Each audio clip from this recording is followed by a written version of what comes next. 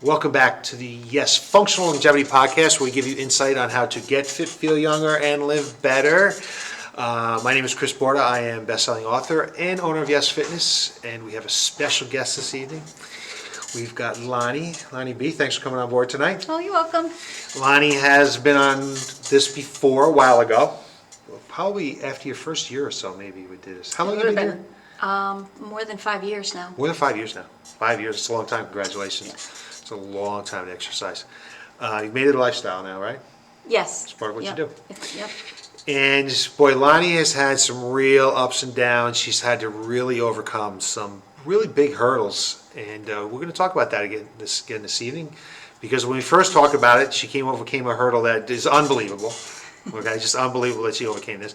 And she continues to overcome hurdles. And I think that's important to know and understand, that she really values exercise to the point that she continues to come back despite those things that get in her way. So let's just kind of recap, okay, back 5 years ago. You know, what had happened and why did you decide to come over to Y.E.S? So 5 years ago, prior to this, I was actually working out someplace else on my own. And it was working out fine. And then 5 years ago, I was hit by a van. I was a pedestrian hit by a van. Which, You were like run over by this van. Yes. I mean, this is like, Yeah. it just blows my mind. Yep. I mean, I can't imagine how much that hurt, but. Well, at first it didn't, but the recovery did. It sure did. Had a lot of 12 broken ribs. My back was broken in 3 places. My hip was completely pulled out of its socket. I had over 21 broken bones, and still deal with everyday issues from residual issues from the accident. I have a rod in this shoulder, which was healing fine until about 3 years ago, when the screws started coming out of the shoulder, and then had to have a second surgery to remove the pins from the shoulder to keep progressing forward. I just know this. I play a lot of sports. I like cracked or broke one rib, and it was like I couldn't even breathe. And you had 12.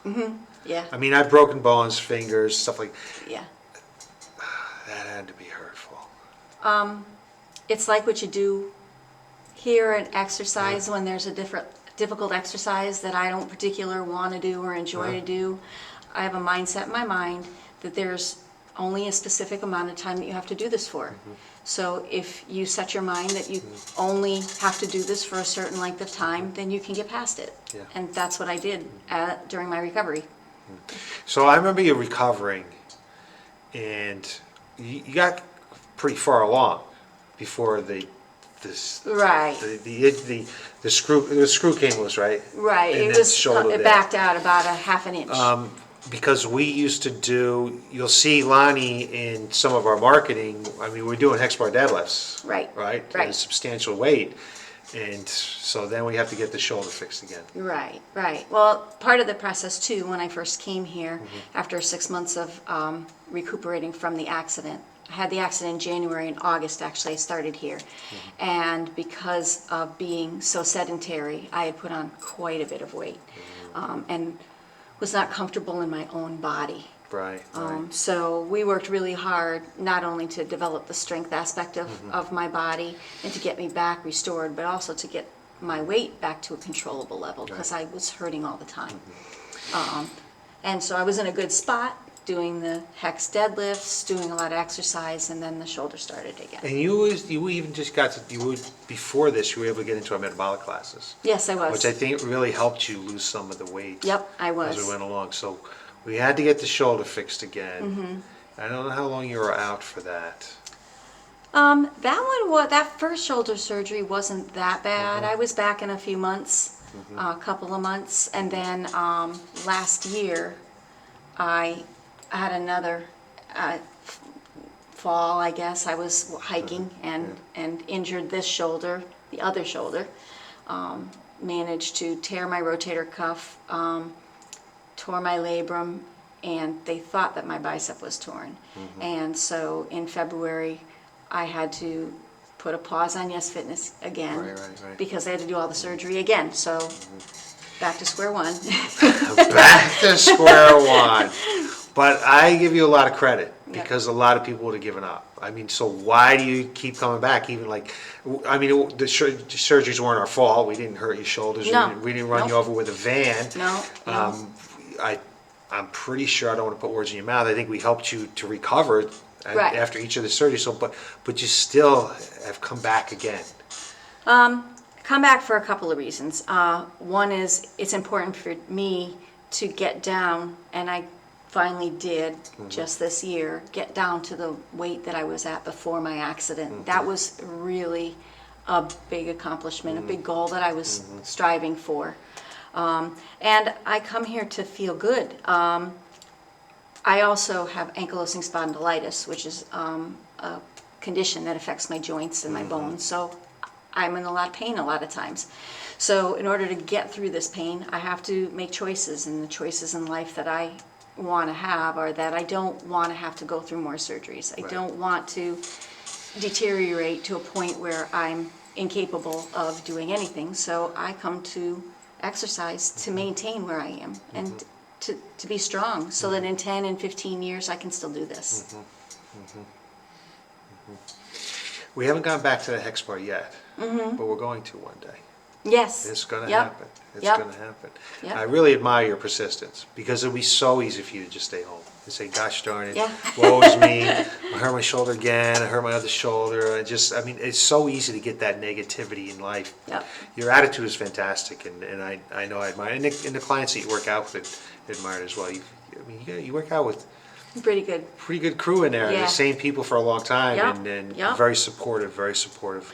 And what was good too is during the pandemic, there was a time where we couldn't come here, but you were really helpful in offering different ways to work out. And even when I was at home, I might not have been quite as persistent, but I still continued to work out. And you helped us by putting the classes online and allowing us to Yeah. continue to work out. And that was another thing that was a benefit for being here. So, what do you think is like your aha moment, like when you really felt like, this is what I need to do, strength training is what I need to do? Because a lot of times, not to put words in women's mouths, but they worry about lifting weights, they worry about getting big and bulky, they worry about lifting heavy weights, and you've kind of embraced that. Yeah, that never You know? bothered me. Uh-huh. I never thought I was going to get that big.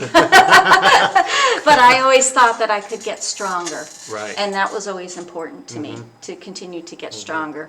And probably, I think that first year that I was here, and I lost about 17 pounds after the first year, and I could tell I was going in the right direction, that I knew that this was the path that I needed to continue to take in order to Right. get where I needed to go. I just think it's amazing that you get run over by a van and you're able to come back and lose 17 pounds, because it's not easy to lose weight. We know No. it's not easy to work. And nutrition's important, and exercise is part of that. Yep. And you went after it for a while there. Yep. You really were able to go after it. Now, the shoulders have set you back a little bit, but you still have been able to make some changes, Yeah. lifestyle enough to where you've been able to get to the weight that I think is pretty much the weight that you want to be at right now. Almost, yeah. Yeah. I'm almost there. Uh-huh. Yeah, because before this shoulder surgery, I was working out here in private class. I also was doing metabolic class. And 5 days a week, I was walking, You were walking. 3 miles a day, Yeah, I 5 remember days that. a week. And really, that's when a lot of the rest of the weight came off, because I was working out 5 days a week. Yeah, you were. And I was being diligent, and then I got injured again. And I don't know if I'm capable of doing 5 days a week again anymore. but I still try and walk when I can. I do. Well, walk is good for you. And it's my You love to walk, favorite so. thing to, it's one of my favorite forms of exercise. Yeah, but the thing about walking too is,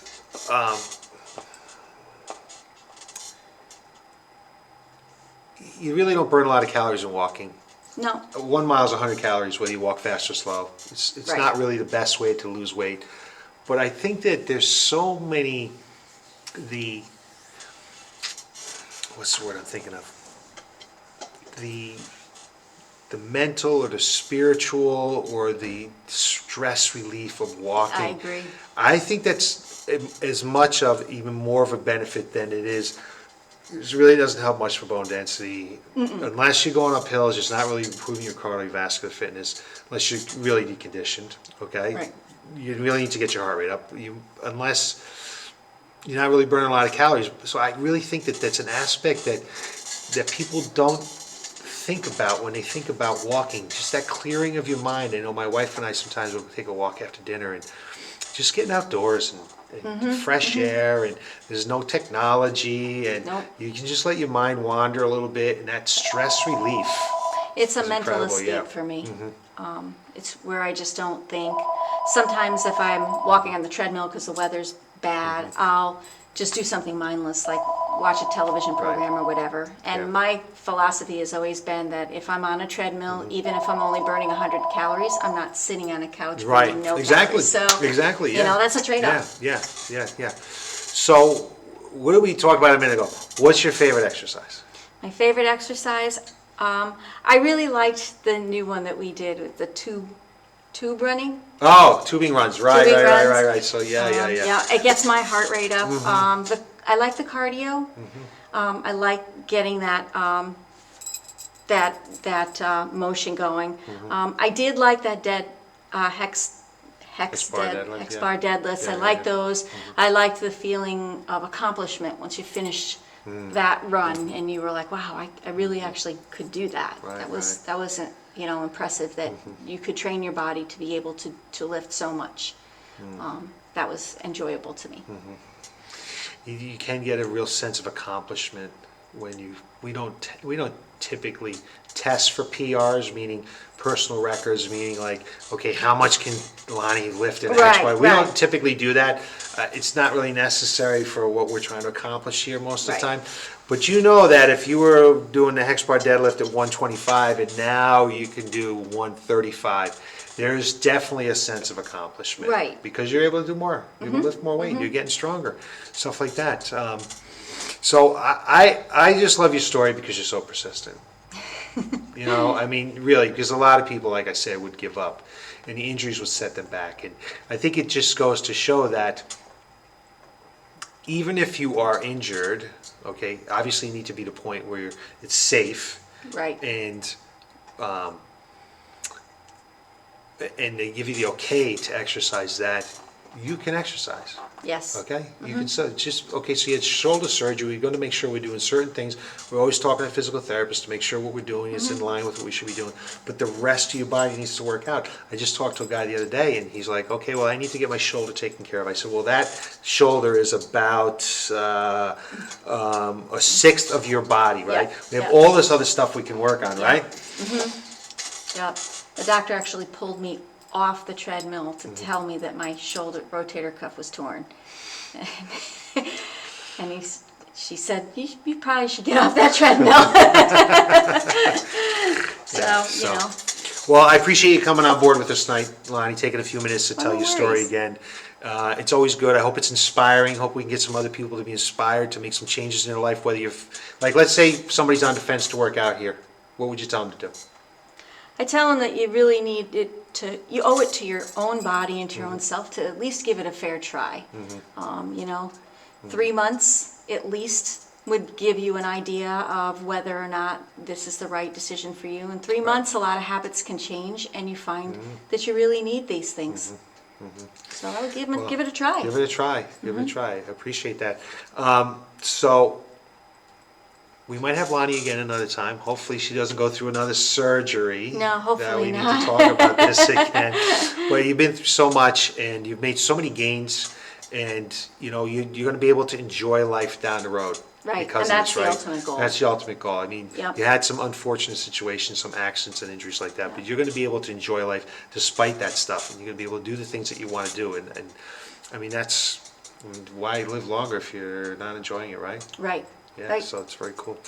So, thanks again for coming on tonight. Oh, And no I want to worries. thank you guys for watching, taking time from your busy schedule to listen to us. And you can find out more information on how to get fit, feel younger, or live better right here next Tuesday on our Y.E.S Functional Longevity Podcast. Thanks again and have a great evening.